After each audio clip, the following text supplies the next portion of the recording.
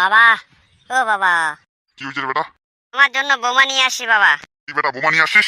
হ্যাঁ বাবা, নিয়ে এসেছি। এই মেয়েটাকে বিয়ে করছি বাবা। তুই রেজাল্ট না নিয়ে এসে তুই বউ নিয়ে এসেছিস হারামজাদা। বাবা রেজাল্ট এনেছি বাবা। এই নো রেজাল্ট বাবা।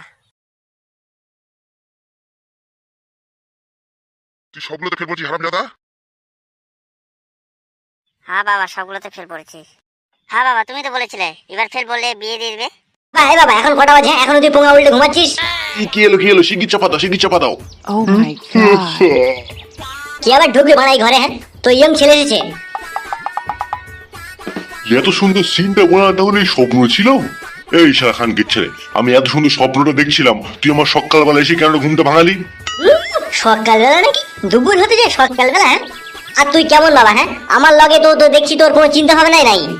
তোর লগে আবার কি চিন্তা করবো? হ্যাঁ, আর শাহ খানকে ছেলে তুই আমার এত সুন্দর স্বপ্নটা ভাঙালি? হ্যাঁ, আরে ঘুমের ঘুরে আমি কত সুন্দর মন ভরা একটা স্বপ্ন দেখছিলাম, তুই তার ঘরটা মারলি।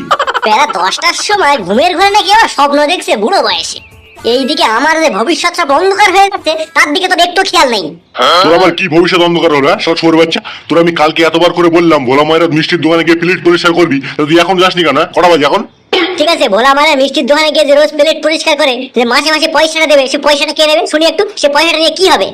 কি আবার হবে আবার? হ্যাঁ, কি হবে? আরে ভোলা মায়েরা মাসে মাসে যে পয়সাটা দেবে, সে পয়সাটা এসে চুপচাপ আমার হাতে দিয়ে দিবি। আর শোন, আর রোজ যে প্লেট পরিষ্কার করবি সেটা ওখান থেকে টিপস দেয় ওরা, জানিস? যে খায় সেই টিপসের পয়সা রোজ আমার হাতে যেন তুলে দিস, তুই বলে দিচ্ছি আমি। ও, তোর তাহলে এই মতলব? আমি কাজ